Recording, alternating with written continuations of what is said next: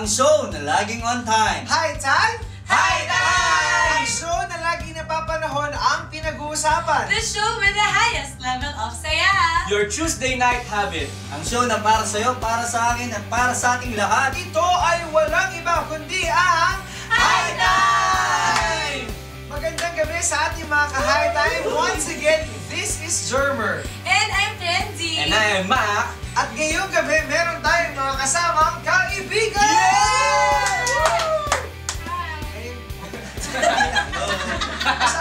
Masyadong excited. Okay, ngayong gabi kasama natin ang ating nagbabalik na kabarkada. Walang iba kundi si Flyroy! Ito na ako ulit. Sana may madulot sa mga kabataan.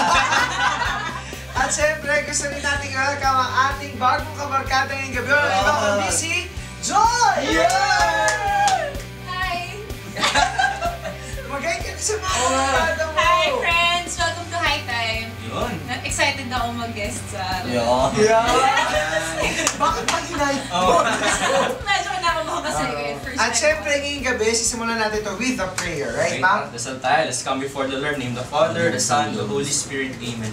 Lord, we want to praise and thank you, Lord God, for this night. We want to praise and thank you, Lord God, for the gift of a community and the gift of fellowship, Lord God. And be able to speak through us in this night, Lord God. Yung sabihin namin, Lord God, and be able to know you more, Lord God, and be able to fall in love with you, Lord God, and kayo na po yung bahala sa amin. And be able to understand, Lord God, your will to us. In your name we pray. Amen. Amen. And the Father, the Son, the Holy Spirit. Amen! Grabe, no?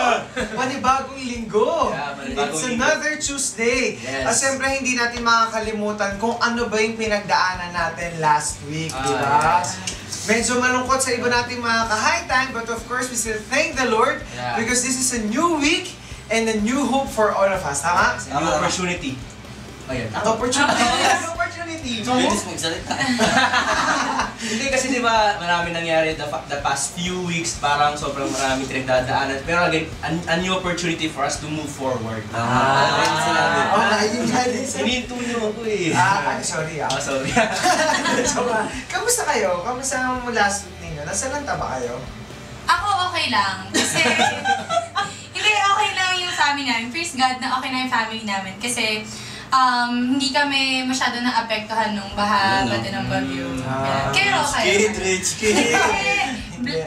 Kami hindi naman, di rin. Pero muntik na nung Tuesday. Papasok na eh. Buti lumabas ulit. Pinasa kami ng tubig. Nasa container pa. Hindi na nag-deliver ng mineral water. Oh, kayo ba? Sa amin, di kami binaha sa loob, pero yung parang may mga tulo. Tulo! Mga tulo, yung mga... Tumutuloy yung bubong. Oo, tas may mga leak sa ilalim ng ng sahig namin. Parang may bumubulwak ng mga tubig. Sa lalim na sa'yo. Oo. Parang nakakatawa. Yung parang gumagano ng tubig kasi nga parang bumabaha nga. Parang sobrang, kasi creek yung sa likod namin eh. Tapos parang dahil sa ilalim, overflow yung water. Grego pala yun eh. Greek ba? Greek? Ikaw, Joy, kamusta? Sabi niya hindi binaha. Pero masaya yung... Siyempre malungkot kasi maraming nasalanta. Pero itong week na to, masaya din kasi naging... nagkaroon kami ng chance na mag-share ng blessings namin sa mga nasalanta. Actually, speaking of sharing our resources and being generous to other people, the CFC-FFL community nagkaroon ng fundraising activity, di ba? Yes. Last week, nagkaroon ng isang araw to reach 100,000 pesos Yes. to be of help sa maraming mga nasalanta.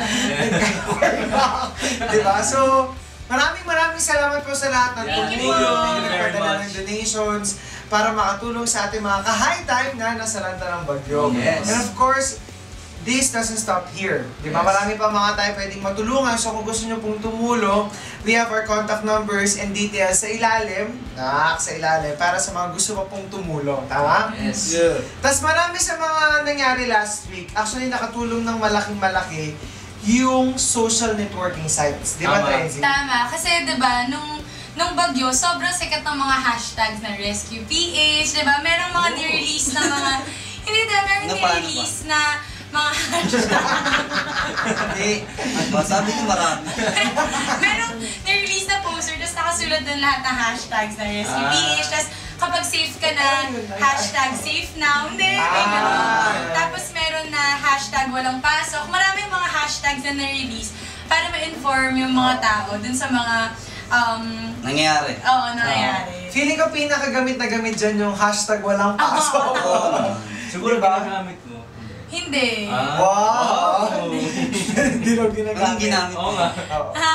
Hashtag safe na. Ako, hashtag pray for PH. Oh. Tapos alin akong tao. Kaya nagsasalita mo siya. Tonto! Prayerful ako. Wow, Nax ha. So, para sa mga gustong makisali sa usapan namin ngayon, meron tayong gagamiting hashtag. Tama? Yes. Tama. Anong hashtag natin, Trenzy? Ang hashtag natin ay Cyber Disciples. Wow! Spell nga. Spell. Seryoso? Hindi, joke. Hindi, seryoso. Ah, seryoso. Para alam nila. Seryoso naman sa iso mo. Hashtag CYBERDISCIPLES. Medyo masaya yung pagkakaspell niya. Seryoso, seryoso. Pero masaya. Masaya, Tapos, Mac, ano nga yung mga, para makasali sila sa Twitter, sa Facebook natin? Of course, you should follow us on Twitter. You should talaga. Ay,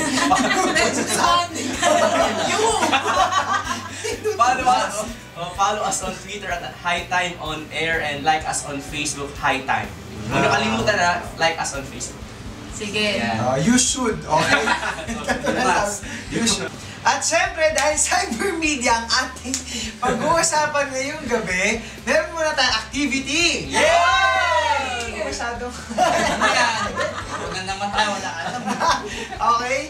Ngayong gabi, magkakaroon tayo ng walang kamatayang charades. Okay? Tapos, ang ating categories ay tungkol sa cyber media. Anything about cyber media. Okay, sige, game. So, ngayong gabi, bubunot ng salita, tapos iakyatan ko, tapos hulaan nyo. Sige. Okay? First word. First word. One One word. English. 3 syllables. Facebook groups. Hashtag. Second syllable. Second syllable. Sounds like. Sounds like. Sing. Voice. Voice. Voice over. Voice. Sounds like voice. Second syllable. Voice.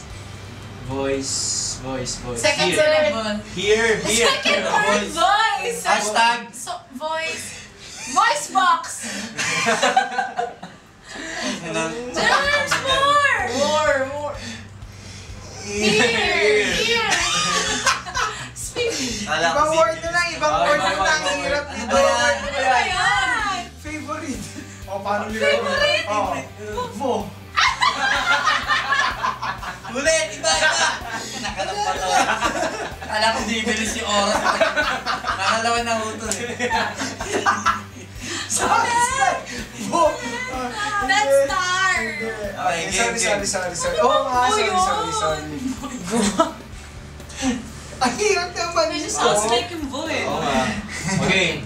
Kami nga. Ito hindi. Ano, dapat sa amin. Meron na. Ito. English. One One word. One word. One syllable. One syllable? Like. Ganun pa? Like the Like. chat. Chat. Galing. Hindi natin alam yung words. Kami naman. English! Akala ko. Ano lang? Ikaw lang masaya. Okay.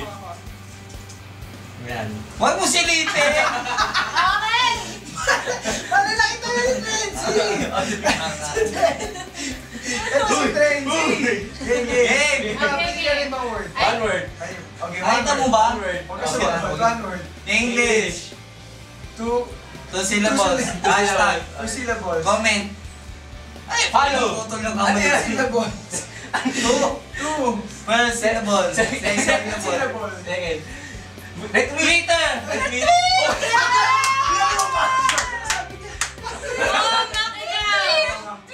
Okay, sige. Ako naman. Okay. Okay. One One word. Two syllables. Voice. Hashtag. Comment. Mention! Yun! Madali. Tingnan. Ako huwag yung titignan. Hindi, sige. Patay tayo dito. Okay. Ay, gano'n. Ah, One word. One word. Nasa labas. ay, dito na. 2 words. English. Hashtag. Jimboy! Word. Jimboy! First word. First word. May cyber media ba na First Jimbo? word. First syllable. Hindi ka first word! Second word na! Hindi ko alam. Second. Ito yung first, one, first. Ganito ako magbilang. Dali! Second word. Facebook. Twitter. Facebook groups. Facebook groups. Twitter. Direct Twitter. messages. Yan! Okay, ako naman.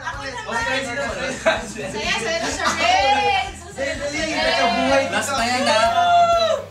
Ang hirap. Kaya mo Go, yan. go! One One word. One One syllable. syllable. Like. Trends. Trends, sige. Oh, para saan yun? Ano doon sa kabataan? Hindi, kasi yung pag-uusapan natin ngayong gabi ay walang iba kundi cyber media. Cyber media. What is it everything about cyber media at bakit siya in na in sa ating mga kabataan ngayon? Tama? Yes. At syempre, para doon sa mga gustong makisali sa ating High Time episode, just like us on Facebook or tweet us at High Time on Air. Okay? Kayo ba? Una kong tanong, gusto ko rin tanongin kay Late, ano bang role ng cyber media sa everyday life natin ngayon? Malaking bago. Wala. Parang ano yun eh, part na ng routine ng buhay mo. Kunyari ako, pagkagising ko, kakain ka ng breakfast, magdadasal, tapos check mo agad yung mga Facebook, Twitter. Kasi ano yung maraming na-update gamit yan. Tsaka ang dami mga balita na parang... Diyan mo nakikuha. Oo, tama. Di ba? Tapos kasi nowadays, kuwari ako sa school, na-apply kasi namin yung mga features ng social media, lalo na yung Facebook, sa pagdating sa pag-accomplish ng mga schoolworks namin.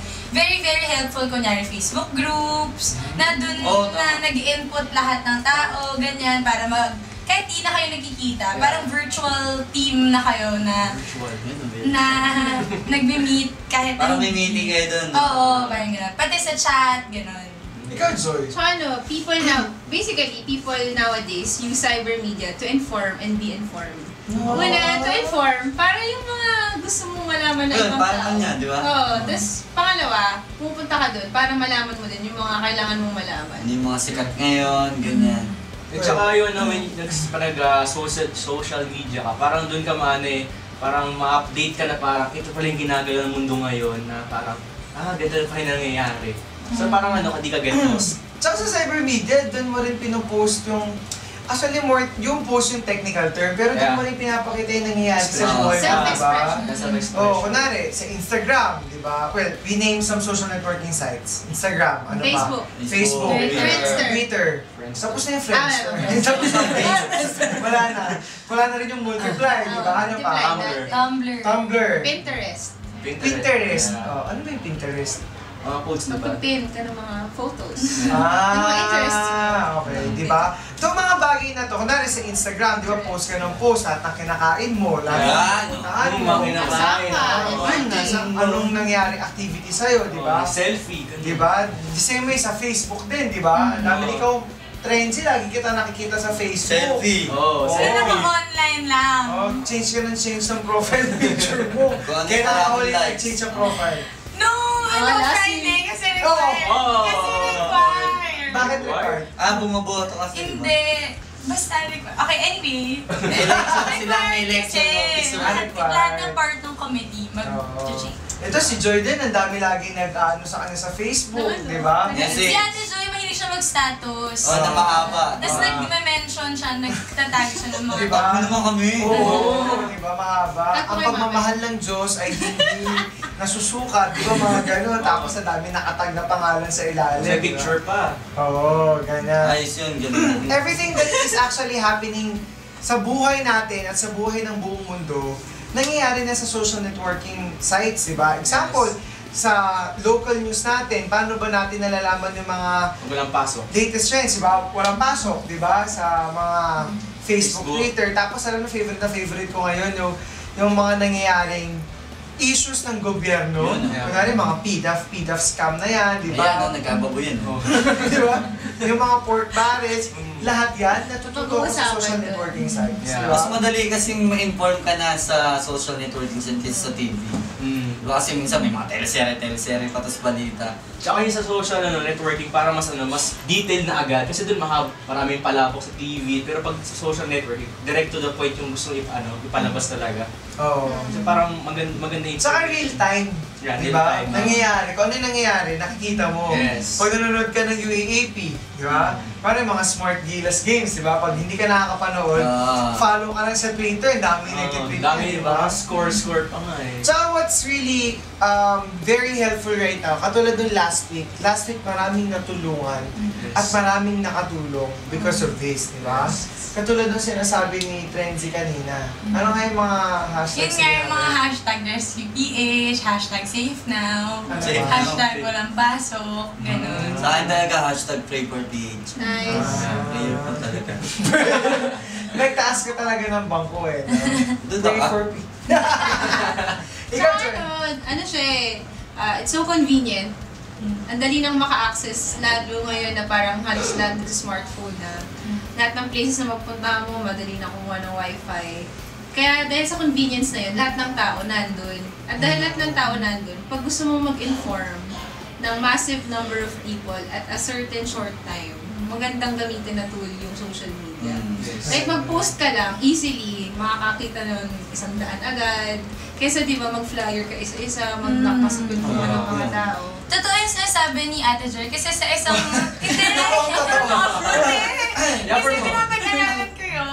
Tapos, tapos ngayon, parang tinuturuan, meron na kaming subject na communication technology. Kasi nga, parang organizations nowadays, opt to use technology. Kaysa yung sinasabi ni Ate Joy na kasi cheaper, less cost, ganyan, na very, very helpful talaga. Kasi nga, yung social media, change na yung definition ng communication na yun nga, mas madali, di ba? Mas mabilis, easier way to connect with people, ganyan, and reach people. No? Despite location, gano'n. Parang kunyari sa Pilipinas ako, lahat ng mga kaibigan mo sa Brazil, Yun, no? Brazil, lahat ng mga kaibigan mo Samoa. sa Europe, yung mga kaibigan mo sa Hong Kong, Vietnam, parang feeling mo nandito lang din sila. I mean, you are updated sa mga buhay nila because of the use of social media. Tsaka you reach the world easily din, di ba? Yung connections. Yung mga nababasa mong news sa ibang bansa, di ba? So, ako tanong ko, kailan nyo huling ginamit yung social networking sites nyo? Kanina lang. Kanina. Kanina. Bago Yeah. ako pumasok sa kwarto. Sobrang, di ba? Sobrang laki siyang ginagamit. Parang parang kailangan mo mag-access doon kasi parang part na ng routine sabi nga ni Fai kanina. Gano'n kayo kadalas mag-open ng social networking accounts? Hanggat may wifi. Ayan. May wifi. Oo! Agad na yung wifi talaga. Di ba parang interesting kasi parang sinabi ni Ma kanina, kung isipin mo mga 20 years ago, hindi naman ganito ka OA gumamit yung mga tao ng social media. And isipin mo, through the years, nung nag-develop yung technology na umabot na sa ganito, hindi na lang siya tool naging siyang part ng life ng mga tao. Kaya niya sinasabi na part siya ng routine. Parang it has become a lifestyle ng mga tao ngayon. Pagising mo sa umaga, check agad ng Facebook. Pagbiyahe ka sa MRT, check ka ng Facebook. Pagdating mo ng office, check ka ng ganyan. Lahat siya-check kasi lahat nandun. Actually, that's why social networking sites or cyber media is a very good tool as well to inspire people. Yes. Di ba? Mag-post ka ng mga magagandang bagay, mag-post ka ng mga magagandang picture that would tell the world about yung mga good things sa buhay. Yeah. Di ba? Especially, of course, about Jesus Christ. Yes. Di ba? Napakagandang tool yan for evangelization. Yes. Kasi you could easily reach a lot of people. Tama? Tsaka yung mga simpleng post mo lang, parang sakto pinagdadaan ng isang tao. Yung mga ganun, yung mga tipong pictures lang, parang nag-post ka ng picture about the cross o kaya pinunta ko St. Teresa of Lisieux. So parang mga for isang tao, pwede ko ito maging companion saint, magpapadasal ako sa kanya. Yung mga ganun bagay, in such a way, you could evangelize already. Tsaka nakakabilib din yung mga tao na nagpo-post ng magagandang bagay, di ba? Nakaka-inspire.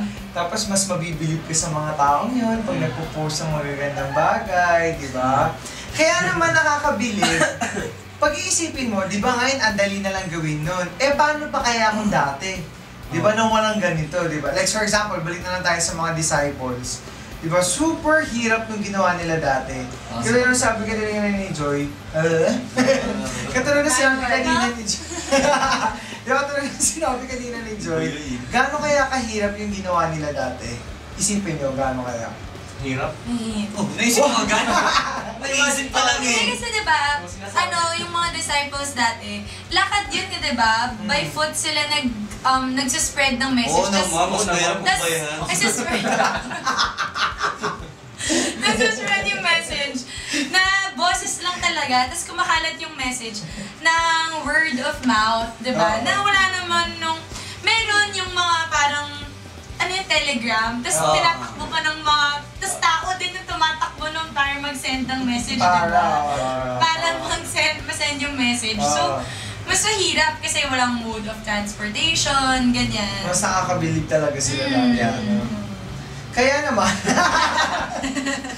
naman ngayon, yung topic natin is about the proper way of using our social networking sites. Yes. Diba? Ito na sinasabi natin, kung dati nga nagawa nila yun nang walang kahit ano, nang walang airplane, nang walang sasakyan, nang walang kahit ano, paano pa ngayon, compared ngayon, di ba? So, right now, I want to ask you guys, what are the things that you could actually do with your social networking sites? Ikaw, Joy, ano sa tingin mo yung mga pwede gawin? Dahil marami yung madalas kumamit. Actually, ewan ko ba, parang may thing kasi ako na whatever the Lord tells me, I want to post it online. Without any expectation na i-like ng mga tao, ganyan. Basta gusto ko lang kung anong sinasabi ni God sa akin sa moment na to, i-share ko siya online. Yeah. And surprisingly, amazing how God uses that simple sentence to, to speak to the people na nandun din. Parang naisip ko kasi, kunyari, disciples before, the message they are trying to say to people, it's the same message you are trying to say now. The difference is kung ano yung technologies before, mga klase ng tao before, sa meron ngayon. And what we have now, parang sa akin, yun, una, parang pwede mong gawin, yun yung openly express yung mga nangyayari sa buhay mo na magaganda. Kasi hindi mo alam kung ano yung nagagawa nun sa mga buhay ng ibang tao. Ayun. Ikaw, mama. Pag nag-post ka, parang, kasi gusto ko lang i-share ko na yung nararamdaman ko and I felt, yung pagmamahal ng Diyos, parang pag-share mo na magaling si Lord. Tapos parang gusto ko iparamdam na mahal din sila ni Lord. Kasi may mga tao parang di sila felt ng masaya sila. So in a way, parang you could inspire other people and you could share Christ to other people na magaling pala to si Lord sa buhay ko. Parang makilala ka si Lord na yan. Yung mga ganun. Kasi I want to share Christ talaga in a way na as simple as possible. Tama. Ako, Sabi mo? sorry. More than, Nagbubulungan tayo on cam eh. gusto mo sabihin nyo? Hindi niya alam yung tanong. Huwag ka magkaya tatanong ulit sa'yo, hindi ka naman ikaw pa. Ako more than, tama Ganun din yung ginagawa ko. Gusto ko rin yung pinupost ko yung sinasabi sa kanila. But more than that, yung nagla-like din ako ng mga page sa Facebook na ma-inspire ako. Tapos yung alam kong may share ko sa ibang tao. Kasi maraming page sa Facebook, meron din mga kalokohan, meron yung maayos na yun yung nilalike ko. Tapos parang ma-share ko nga sa mga tao. Tapos sa Twitter, yung pina-follow ko yung alam ko na marami rin ako matututunan. Yan, si Archbishop Soc Villegas, marami kang matutunan dyan. Di ba? Tsaka Ebert. Pontifex. Pontifex Pope Francis, yung mariretweet mo, tapos i-retweet ng ibang tao. Kung hindi man nila i-retweet, alam ko mababasa nila yun. Ako I think yung gusto ko rin share sa mga tao, di ba kayo nagpo-post palagi, gusto kong sundan yun kay Fai, yung you follow people na alam mo na makakatulong sa'yo. Pero sa Twitter, i-follow mo lang na i-follow yung mga may magagandang sinasabi. Para mas nai-inspire ka din. Sa Facebook, ang daming kang pwedeng i-follow dyan. Sa Instagram, maraming mga Instagram accounts that actually talks about and share God's Word to the people. Kaya mga Insta Prayer, mga ganon, Insta Bible, di ba? Tanda-tanda ako sa Insta Prayer, last week nag-post sila, Pray for Philippines, di ba? Mga ganon. Kasi ito yung mga bagay na pwede mong magamit. Yes. Kasi more than ikaw na i-inspire, pwede mo rin siyang gamitin na makapagpa-inspire na maraming tao pag ni-retweet mo, pag ni-repost mo, pag ni-regram mo, di ba? So ako para sa akin, you follow people or accounts that could actually help you become a better person, di ba? Ikaw naman, Trent. Ayan. Ano na yung Kasi mo? Parang ano yung mga concrete steps mo on how you could use social networking sites effectively? Ako, favorite ko sa Facebook tsaka sa Twitter, yung sinasabi nyo na instant inspiration. Yung, kasi diba, meron sa Facebook and Twitter na may mga tao kasi yung gumagawa sila ng mga posters, tapos encouraging, it's encouraging words, diba? Yun yung favorite ko kasi feeling ko, diba sa Facebook parang dinadrag, hindi drag yung tawag din. Scroll down. So, nagsascroll down ka na naman. Pero favorite ko doon na kahit na nagsascroll down ka, kahit na hindi mo parang instantly ma-inspire mo yung isang tao kasi lang nadaanan lang niya yung post mo na yung gano'n, yun yung favorite ko na diba kapag salita lang Kaya mo ito. kapag salita lang, diba, gusto mong tulungan yung isang tao. Diba kapag salita, sabihin na, uy, pwede ba, ang weird kasi kapag, uy, alam mo, sabi ni God sa akin yun. Diba, ang weird nun eh. Pero because of social networking sites, parang hindi mo na kailangan kasi what you feel, what you think na share mo sa kanya, ipopost mo lang, tapos alam mo na may receive na yun, gano'n. Feeling ko gano'n. Ako sundukin din, guys. Ako natutunan ko through time na parang, kasi di ba effective ways yung pinag-usapan natin, na concrete. Pwede mong gamitin yung creativity mo to get the message across na mas madalian, mas kapansin-pansin, mas nag-hit. Parang like, yung sinasabi mo, di ba, yung mga gumagawa ng mga posters, ganyan. Compare it to a single statement na isa lang sa maraming makikita mo na nag-flood ng feed mo. Sa isang single statement, pero dinagdagan mo ng konting effort. Na yung mga nakalagay doon, nilagay mo dun sa isang magandang picture. Na isang tama bago mo pa hindi mo siya kayang lagpasan.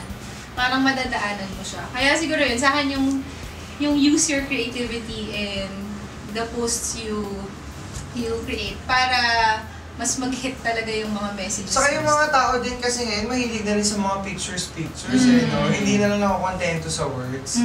Kaya tama yung sabi na, use your creativity. Medyo tamad kasi magbasa na yung hindi, totoo, di ba? So lang, ang dami talaga. Natatabunan talaga. Matatabunan. Kasi yung mensahe mo ang ganda. Tapos sayang pagka natatabunan lang. So gawin mo siyang kapansin-pansin. Na feeling ko, yung mga disciples dati, yun din ang ginawa. Ginawang kapansin-pansin, di ba? In a different way. And now, ganun din yung sa akin. Just like our hashtag for today's episode, hashtag CyberDisciple, okay? Meron tayong mga pwedeng gawin to really be a true cyber disciple. Ang hirap nun na, di ba? So, ano ba yung mga pwede natin gawin to be a true cyber disciple? Siyempre, unang-una, you should live a prayerful life. Kasi di ko pwedeng cyber disciple ka lang sa social media, pero dapat in yourself also na naging disciple ka rin, Lord. Kasi di pwedeng post ka lang, magaling si Lord. Pero sa buhay parang di naman natin magaling sa'yo si Lord. So dapat lagi kang meron kang connection palagi kay Lord. Hindi pwede nawawala yung prayer mo kay Lord, hindi nawawala yung strong bonding mo kay Lord. So, syempre hindi rin maniniwala yung mga tao sa mga pinopost mo kung hindi nakikita sa buhay. Magaling si Lord, ba't ganyan? Kaya sabihin mo, mahal ako ni Lord, tapos lang naninigarilyo. Yung mga gano'n, yung parang double life yung effect. Tsaka ako, Germs, parang feeling ko the most effective post or the post na nung pinost mo, concrete. May puso may pinanggagalingan. Parang you posted it with the sincerest of yourself.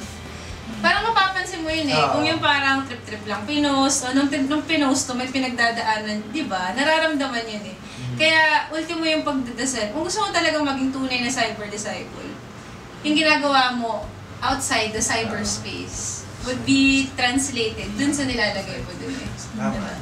Exactly.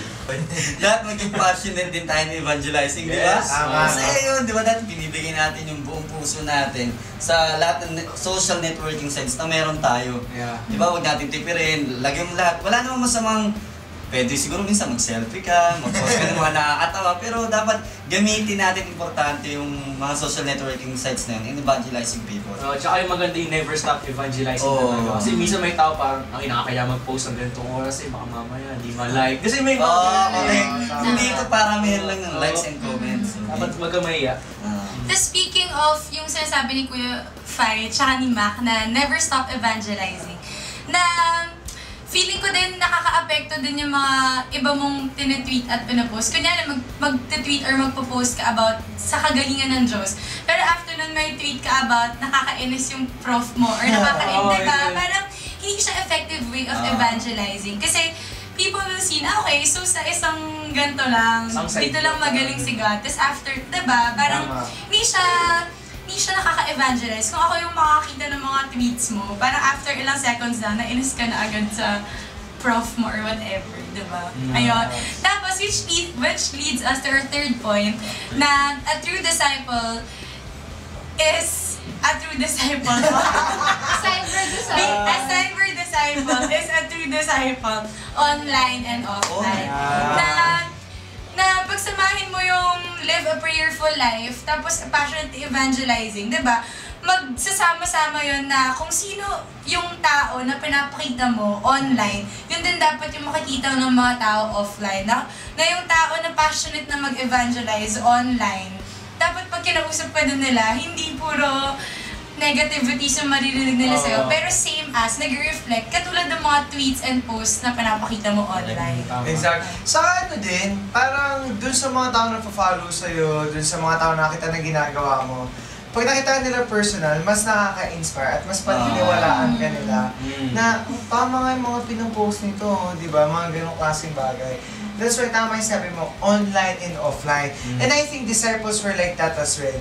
Hindi lang sila disciple, pagkaharap nila yung maraming tao, yung buong Greece or yung buong Corinthians, hindi lang ganun yung disciples sila pagkaharap. Pero pag hindi na sila kaharap ng mga tao, di ba alam mo na nagdadasal din sila? That's why we should also be a true disciple to be online and offline. Di ba? Tama. Kaya dagdag ako dun. Go. Parang naisip ko kasi, why are people so afraid to post good stuff on Facebook? Di ba? Kasi gusto ng mga tao, yung sikat yung ipopost, yung mga alam mo yun, kita yung katawan ng mga tao. At hindi totoo, di ba ngayon? Kasi isip ko, bakit ba natatakot yung mga Yung tao mga na... triceps, yung mga pinupost. Sino yun? May kilala akong ganun. Oo, yung pinaform yun.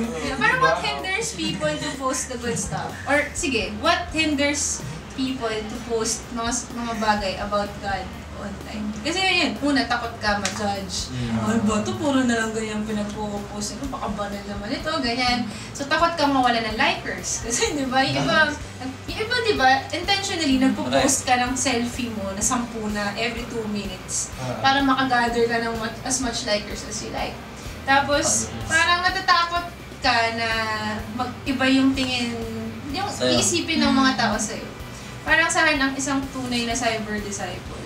Kasi nakakatawa na putin mo sa cyberspace, pwede kang gamitin ni God eh. Diba? Parang ganun talaga siya eh. Susuyudin ka eh. Akala mo pagdating sa online, iba ka na. Hindi eh. Parang pagdating dun, kung paano ka binabago ni God, it's the same there. Yun eh. Kaya yung idea na huwag kang matakot, kasama rin yun sa online. Huwag kang matakot na i-share kung ano yung sinasabi sa'yo ni God. Kasi you never know how God will use you.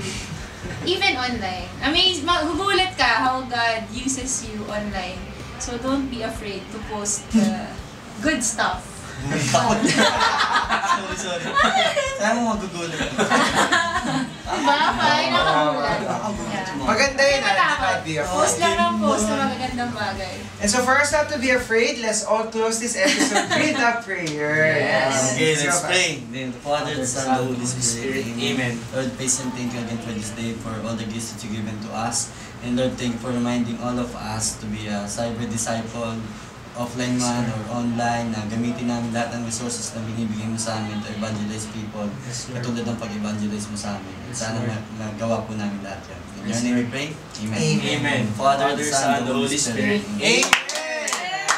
And yes, we have some announcements, right, Ma? Yes, don't forget our upcoming CFC YFL Youth Fest. Yo! Super energetic ni Mac doon ah. Youth Fest! Ayun, Youth Fest 2013 on November 10. November 10. Save the date. Tapos para naman sa mga kaibigan nating SFL, Yan, meron tayong CSW sa August 31 to September 1 so sa weekend yun. weekend yun, sa may Antipolo. Max. And of course, para naman sa mga KFL members natin, meron tayong Servant Summit on September 8. Yes. And also, we have the Kids Fest. It's our second year, which will happen on October 29. Yay! And of course, para sa mga details, you could go and visit our websites. That's www.cfckfl.org, Yes. www.cfcyfl.org, at saka www.cfcsfl.org. Yun. So para mas alam nyo kung ano yung mga nangyayari sa ating community. And of course, you can follow us on Twitter. Ayan. Yung High Time, pwede nyo i-follow sa Twitter. At High Time on Air. And like us on Facebook, High Time. And syempre, thank you sa mga maten ng Liver Conference. Yes! Sunday! Live yun! We're home! Woo! We're home.